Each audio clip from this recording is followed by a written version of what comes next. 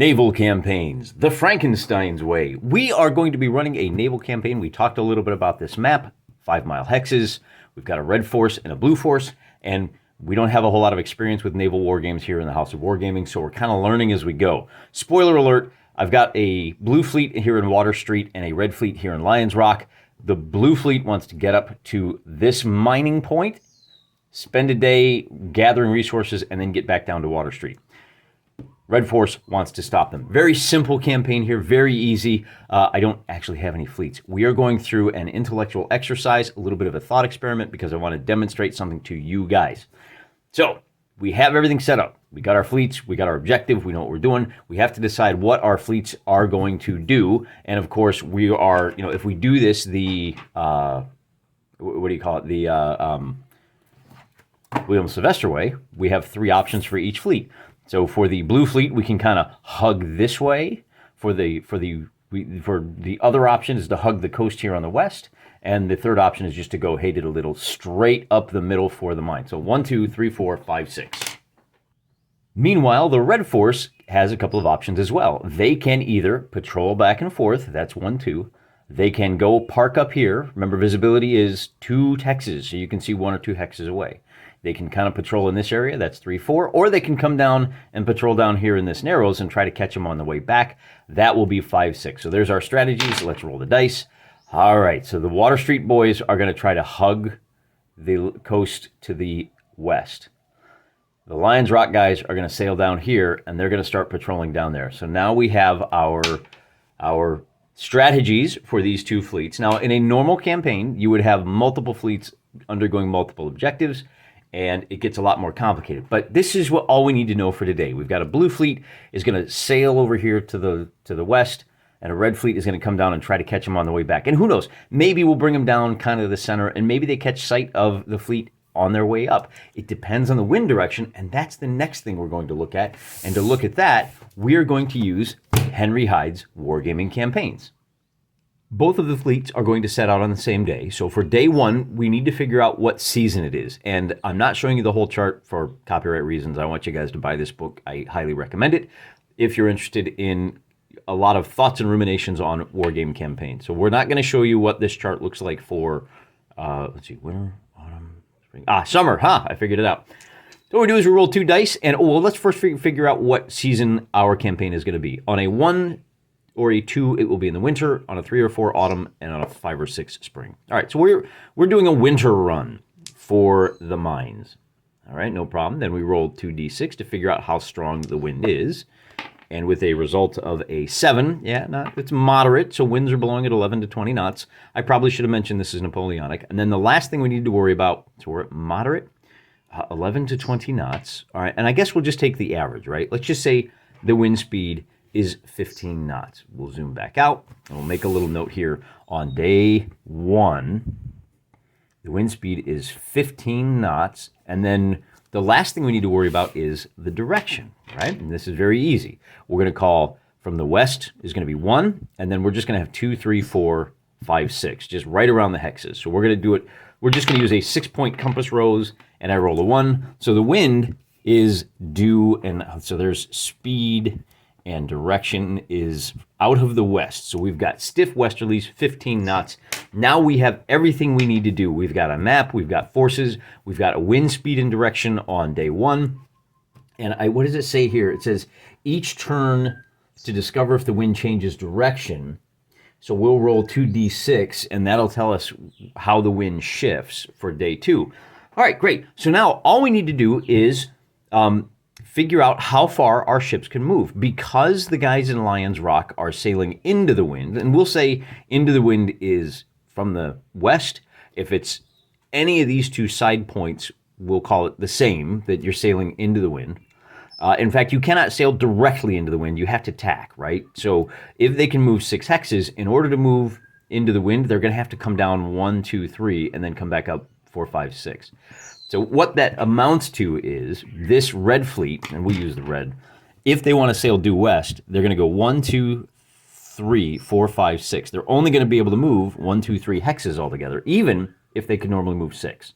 So it cuts their speed in half, in other words. But I think it's important. You still need to do 1 hex at a time, because this path is different. The southern path is different from just going straight in. It's also probably more efficient. They only need to attack 1 time. So there is a real world precedent there. And really what that means is I think that really hurts our blue fleet, except, well, wait a minute. The wind speed is 15 knots. Oh, well, how many hexes can a ship move if the wind is blowing at 15 knots? We have 5-mile hexes. Okay. Well, a typical speed for a man-of-war was around 5 to 10 knots. But that's typical. Is this typical wind? Is this typical direction? Well, what other advice do we have here? Let's see, other effects of the wind. So, if you're sailing with the wind, you actually get a bonus of, so if you are sailing directly downwind, if we had the wind at our back, you would get to move, let's suppose you move 6 hexes, it's a 33% bonus to that 6 hexes. Okay, great. So normally you'd move 6. Because you've got the wind at your back, you can move 8. You're going to be way faster because the wind, you've got the advantage of the wind. But that's a 33% bonus to what? And I'm going to pretend to look, and wow, I just can't find it. Hey, no problem. We don't have actual ship speeds. Maybe I don't think the wind speed directly translate to the sailing speed, because the boat, I don't know if you're aware of this, but it's in the water, and the water adds a certain resistance to movement. So is it half, a third, 2/3? Would a 15-knot wind mean that the ship is traveling at 10 knots? I guess it depends on the era, but I'm new to this whole naval campaign thing. So let's go to the rule book and see what they have for advice in fighting sail. Fleet actions.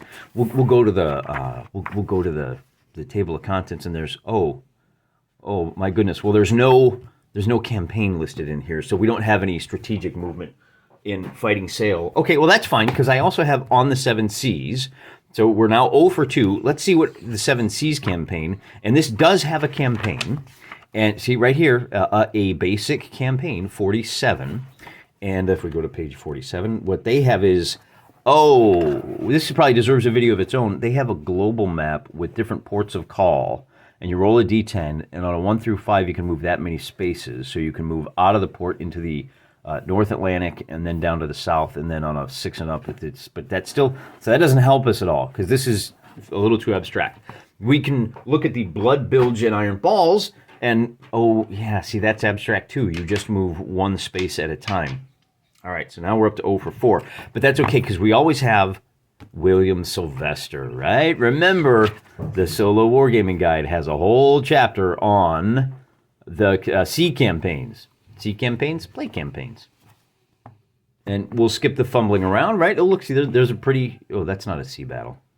Whatever. All right. Let's see. Naval, they're completely ignored. Well, I wonder why. I think we're starting to learn why. Captains, collision avoidance, right? So that'll be important if one of our fleets wants to avoid. That's helpful. We've got rules for that over here. Henry Hyde provides rules for avoiding a fight. And then if there's a storm, here's what might happen to you. Okay, well, that's fine. So what are we up to? We're up to 0 for 6. This doesn't have any rules for actual, how fast a ship can move. Well, let's look at, here's where one of the strengths of Henry Hyde's book comes in. If we go to the first page in the chapter, he says, and right here we'll go to it, he says, I'm not an expert in naval wargaming. Well, hey, relatable. I'm not either. If I was, I wouldn't be going through this little thought exercise. But he does name check Tony Bath setting up a war games campaign. All right, so I have that in digital format, and Tony Bath has lots of great ideas. He doesn't have any idea that we might be curious to find out how fast ships can move. All right, now we're up to what is this? 0 for 2, 3, 4, 5. We're 0 for 6 going. That's all right. What else do we got here? We have another, Paul Haig. Sea Battles in Miniature. Sea Battle Games by Paul Dunn. All right, let's check out Paul Dunn. Lol, just figure it out, bro. All right, 0 for 7. We're at a complete loss here. Although I should point out, Paul Dunn does provide some information in terms of, hey, for every knot of speed of the ship, you can move 1 hex. Well, that's helpful. All right, so every knot is 1 hex. How big of a hex? Are you telling me that this is like fractal, that if you're in a small body of water with a lot of hexes, you move slower given the same wind speed as if you're in a whole ocean with larger scale hexes? All right, that's a level of abstraction that's a little too far. I have a simple body of water, 5-mile hexes. If I'm sailing with the wind, how fast can I sail? This doesn't seem like it should be that complicated. If only there was some book that had some wargaming book. Whoa, when what to my wondering eyes should appear. Let's go to page 55 of the DMG. Look at that. We finally have our first instance of a miniature war game giving us an actual speed for a ship. Under normal sail, a small barge can travel 2 miles an hour. A merchant ship 5 and a warship 4 miles an hour based on a strong breeze. There you go. So with a strong breeze, which I guess that's kind of what we have, our warships can move 4 miles an hour. So in a given day, well, 4 miles an hour, there's 24 hours in the day. Yeah, let's see, 4 times 80 is 320. 4 times 20 is 80 miles, plus another 4 times 4 is 6. So 90 second, 100 miles, 20 hexes in a day. Booyah! In a strong breeze, we can travel 20 miles in a day, but we're going kind of upwind. So now we have a speed. And I just, brother, what am I doing? Why did I have to go to this book written for an entirely different genre before anyone would tell me how fast a ship moves?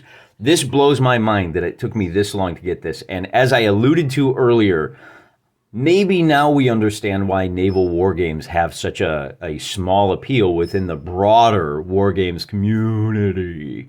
Maybe if y'all rules writers that were doing campaigns would actually help a brother out. I mean, this is fundamental, guys. Come on. I'm going to be honest with you.